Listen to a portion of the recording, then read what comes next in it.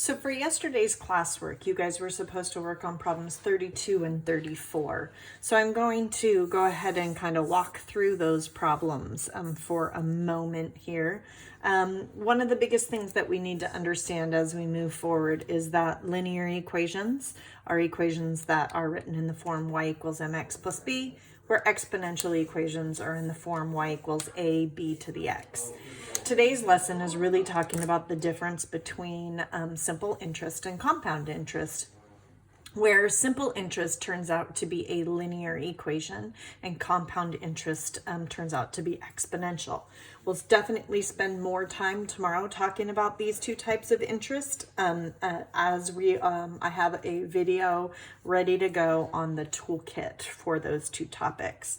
So question A is talking about the value of the bonds on problem 32, and it really wants to know how in the world is this table growing. What we should notice on this table is that every single time we're adding $80.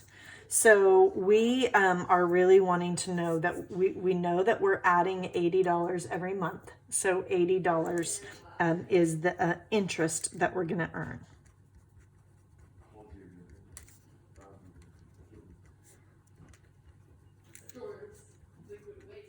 Okay, and it says by what percent would your balance have increased at the end of the fourth year? Well, if it's going to earn 8% here and 8% here and 8% here and 8% here, that would be 8% times 4.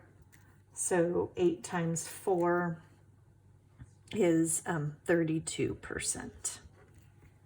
Okay.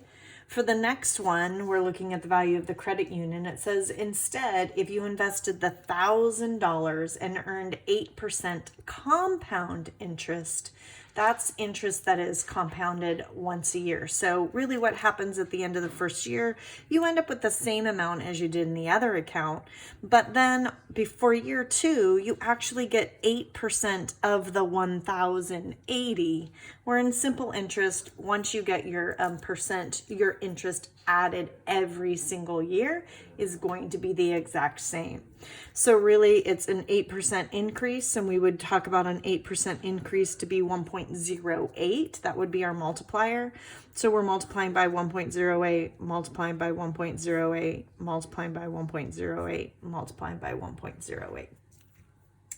So question 3, what we actually would realize, we take that 1,000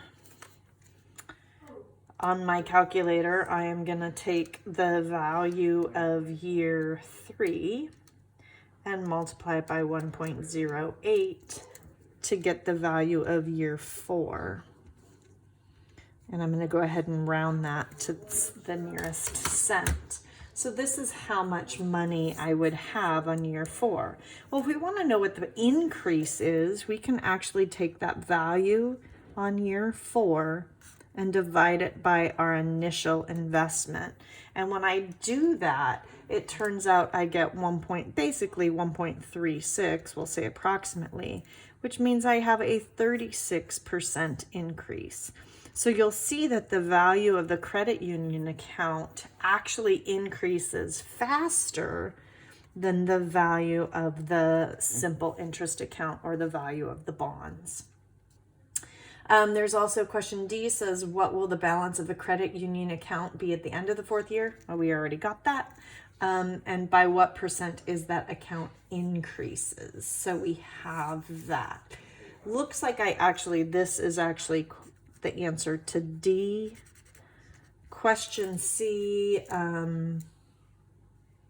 wanted us to explain how compound interest was calculated.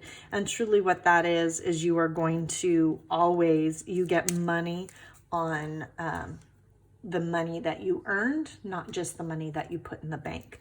So it would have been 1,000 times 1.08, and then that answer times 1.08, and that answer times 1.08, and that would represent 3 years right there.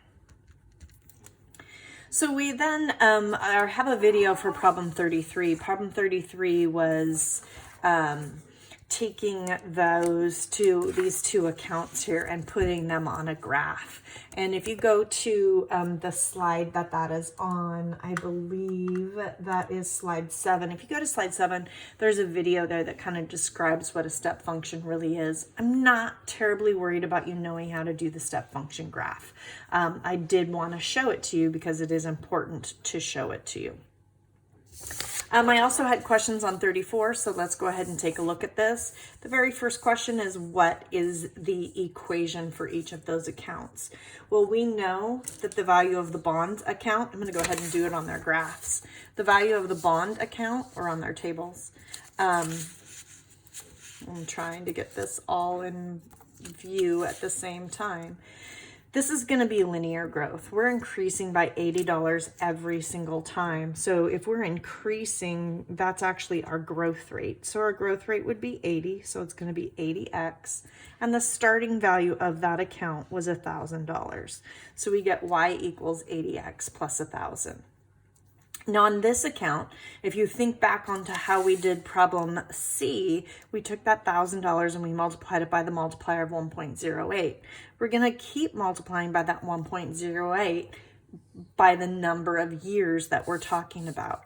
So the equation for this is we're going to start with that $1,000 because the A in our equation up here is our starting value, or y-intercept. The x is going to be that multiplier. Well, it's 8% is going to be written as 1.08, and then it is to the x power.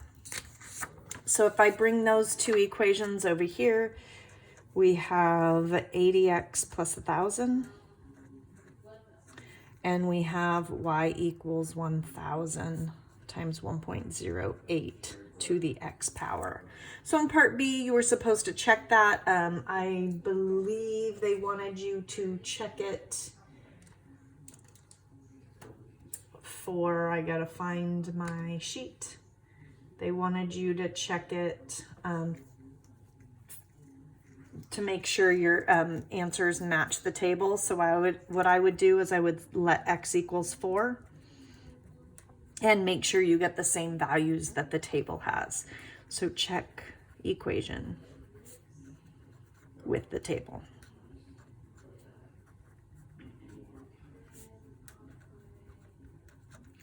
So then part C wants us to find the initial, if the initial investment is $1,000, how much money will we have in our account for 20 years? So the bonds account, we're going to say y equals 80 times 20, because 20 is our number of years, plus 1,000.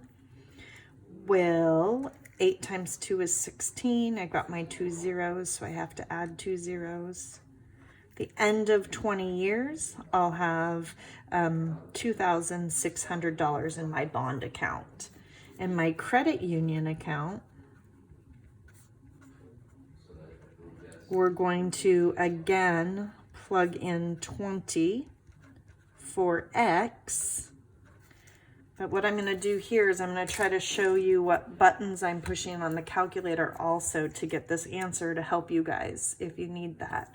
I'm always, anytime I use my exponential functions, I'm going to make it look identical to my calculator display. So I'm going to take 1,000. I'm going to put the parentheses 1.08, end of parentheses. I'm going to hit the caret and 20. My two equations match. Now I'm going to hit equals, and it says that I'm going to have $4,660.96. Which account would you rather have?